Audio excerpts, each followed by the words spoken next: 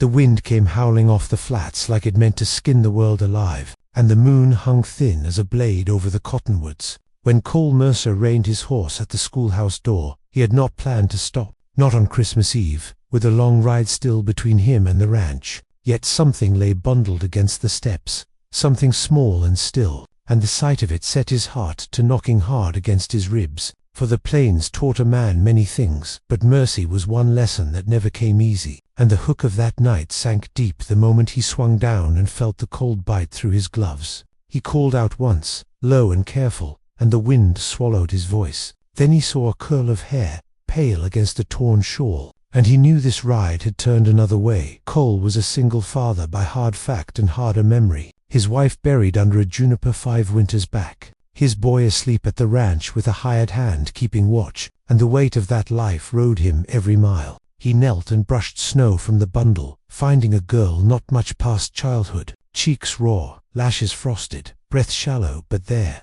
a note pinned to the shawl with a school slate pencil, the paper trembling in his hand as he read by moonlight, abandoned at the schoolhouse door. "Forgive me," the words cut like wire, and he swore under his breath, not at the girl but at the world that left her there on Christmas Eve. When even coyotes sought warmth, he lifted her, light as a sack of grain run empty, and felt the truth settle. She was alive, and that was enough to decide him. Cole swung up, cradling her against his coat, and turned his horse toward the ranch. The miles stretched cruel and long, the stars sharp, the wind relentless, yet he talked to her the whole way, telling her about the boy, about the stove that always smoked, and the dog that never listened, about Christmas oranges wrapped in paper, anything to keep her tethered to this side of the dark. And when she stirred he felt a surge of hope so strong it near buckled him at the ranch house. The lamp burned low, and the smell of beans lingered warm and plain. Cole laid her near the stove, and set to work as his mother once taught him, rubbing life back into stiff fingers, warming broth, murmuring soft words meant for his boy, but offered now to a stranger. The girl's eyes opened, wide and grey, and fear lived there, fear and a question she could not yet ask. He told her she was safe, that she had come home with him, and the word home felt strange and right all at once when his son Luke padded, in rubbing sleep from his eyes. Cole felt the world tilt. Luke stared at the girl, then at his father, and said nothing, only fetched another blanket, like it was the most natural thing. That small kindness broke Cole open inside. The girl sipped broth, and found her voice thin as thread. Her name was Anna, she said, and the rest came in pieces. A long walk, a door that closed, a promise that did not keep. Cole listened without pressing, because the plains had taught him patience, and Christmas Eve asked for gentler hands. Snow began to fall, soft now, forgiving, and the ranch settled into a hush. Cole wrote a note of his own to leave at the schoolhouse come morning, to say the girl lived, to ask questions that might bring answers. Yet he knew some answers never came. He set out a small tree cut weeks before, its needles green and stubborn. Luke hung twine and a tin star, and Anna watched with wonder, the warmth easing the lines from her face. Cole felt the ache of responsibility, and the lift of purpose arrived together by the fire. With coffee gone cold and the night deepening, Cole weighed the road ahead. Towns talked, and judges ruled, but storms delayed, and hearts decided. He thought of the promise he made at the schoolhouse door without saying a word, to not leave her where the wind could take her. He would do right by her, for tonight at least, and tomorrow would find its own shape. Luke leaned against him, Anna slept, and the dog snored, and the ranch breathed like a living thing outside. The wind eased its grip, the moon slid free of cloud, and Cole looked at the girl one last time before tending the fire. Christmas Eve had given him a hard gift wrapped in need, and he would carry it. He knew now that some doors closed so others could open, and the schoolhouse door had led her here, to a single father with room by the stove and a steady hand. The night held its peace, and the story had only just begun. Dawn came slow and pale, light seeping through the frost-etched window like a promise made careful. Cole rose before the others, boots quiet on the plank floor. The fire, a bed of red coals, whispering warmth. Outside the world lay buried under fresh snow, smooth and clean as if the night meant to hide all wrongs. He stepped onto the porch, breath clouding, and looked toward the schoolhouse miles away, knowing the note he planned to leave would stir questions, perhaps trouble, yet he would not turn from it. The girl slept inside, safe for now, and that mattered more than town talk or thin law. When Anna woke, she startled at first, then steadied when Luke grinned and offered her a biscuit split with molasses. She smiled back, shy, a small thing that struck Cole harder than he expected. After breakfast he asked gentle questions, not prying but plain. She told him of a woman who walked her through the snow, of cold hands and a voice that trembled, of being told to wait by the door where learning lived. Cole listened, jaw tight. The story felt heavier than words, like a saddle soaked through, and he knew there were pieces she kept back, pieces children learned to hide, to survive. By mid-morning he saddled his horse, wrapped Anna in Luke's old coat, and set out for the schoolhouse. Luke stayed with the hired hand, eyes solemn as a man twice his years. The ride cut sharp, snow squeaking under hooves. The schoolhouse stood lonely against the white. Cole tacked his note to the door, wrote, careful and true. The child lives and is warm. Come speak if you must. And then he waited, time stretching thin. A woman arrived near noon, shawl pulled tight, eyes red. She stopped short at the sight of Anna, and the space between them filled with things unspoken. The woman's story came halting. Poverty, fear, a husband gone west and never returned. She said she could not keep the child, not through winter, not alone. Cole felt the old anger rise then settle. The plains had taught him not to judge a drowning soul. He spoke of shelter and work, of help that did not shame. The woman wept, kissed Anna's hair, and left with thanks and sorrow tangled. Anna watched until the woman was gone, then leaned into Cole's side, the choice made without ceremony.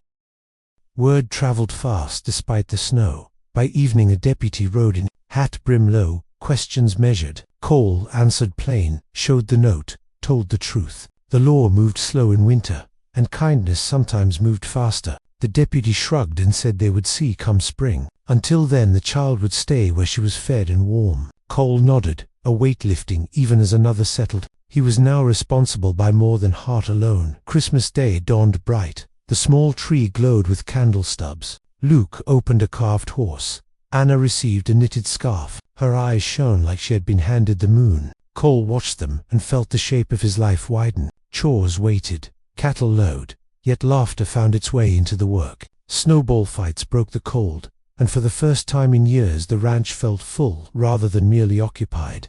That night Anna asked if she must leave when the snow melted. The question landed heavy. Cole chose his words, slow. He said some things were decided by seasons and some by people, and he was a man who kept what came to his door. Luke nodded fierce agreement. Anna slept easier, and Cole stared at the ceiling, knowing the road ahead would test him, but also knowing he would walk it. The wind returned before midnight, rattling the tin roof, yet inside there was steadiness. Cole fed the fire and thought of promises kept and broken, of a schoolhouse door that had closed on a child and opened his own life wider. Christmas had passed, but its work remained, and the story pressed on toward whatever waited beyond the thaw. The snow lingered late into January, drifts stacked high against the fences and the barn, and Cole Mercer rode the familiar paths between ranch and town, with Anna perched behind him, snug under his coat, her small hands gripping the edges, eyes wide as the wind whipped across the plains, teaching her the rhythm of life in a way that only winters could. Each hoofbeat a lesson in patience and trust,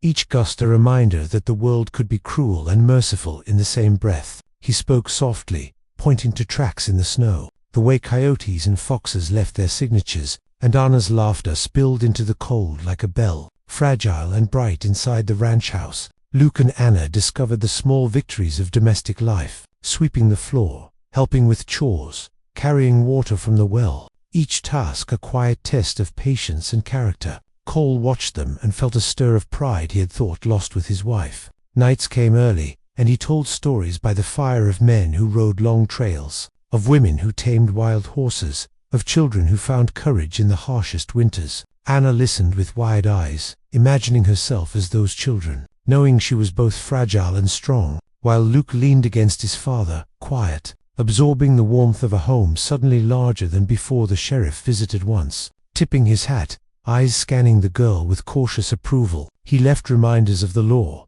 but his tone softened, recognizing that some decisions were better left to human judgment than statutes. Cole nodded, grateful for the gesture, though he knew he would bear responsibility fully. Winter was harsh and unforgiving, but it was also full of mercy, and he would provide it. his hands steady on reins and hammer, on firewood and meals, carving a life of safety and hope. Anna's trust growing like a small tree in the frozen soil. February brought thawing streams and the hint of mud under the snow, and Cole guided Anna and Luke to the outskirts of the pastures to learn the care of animals, teaching them to feed calves and check fences. The work was grueling, yet it grounded them, and Anna found delight in the rhythm, in the way hands and heart moved together. The boy and girl learned in tandem, teasing, squabbling, learning to share. Cole smiled at the quiet companionship. A father alone for too long now, teaching the next generation not only survival but empathy. The smallest gestures shaping a life. One afternoon, as the sun lingered low over the horizon, a rider appeared, distant and steady, the first sign of spring's promise, and Cole felt the pulse of uncertainty. The visitor was a woman claiming to be Anna's aunt, distant kin who had tracked her since the schoolhouse incident. The girl stiffened at the sight, the past returning like the edge of a storm. Cole listened to her story, measured, weighing her truth against the bond that had grown in months of snow and fire. He felt the ache of letting go and the strength of holding firm. The plains had taught him that some choices demanded courage as much as kindness. Anna clutched Luke's hand, eyes flicking between Cole and the woman. Cole spoke gently, reminding her that love did not diminish by distance or blood. That home was a place where one was safe and valued. And sometimes that home was a man with worn hands and a heart that had room for more than he imagined.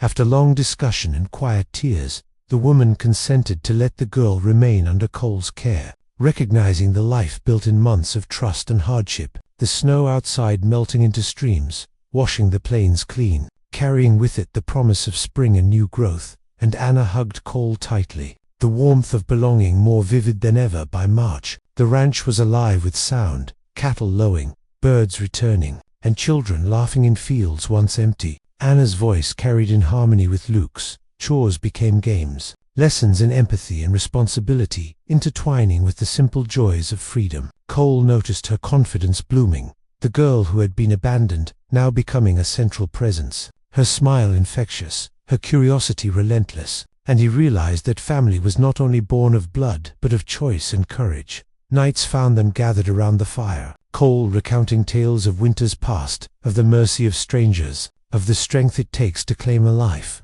and Anna absorbed each word, the firelight reflecting in her eyes, a mirror of hope. The first warm wind of spring stirred the fields, carrying the scent of thaw and growth, and Cole watched Anna run across the ranch with Luke, their laughter ringing free, the dog bounding at their heels, a life once fractured now whole in its small, determined way. He felt a deep settling in his chest, a certainty that the choice to take her in had altered all their lives for the better. As the sun dipped low, painting the plains in fire and gold, Cole understood that Christmas Eve had delivered a gift neither time nor storm could take away. The girl left at the schoolhouse door had found her home, and in doing so had given him a new beginning, one of hope, love, and the enduring strength of the human heart.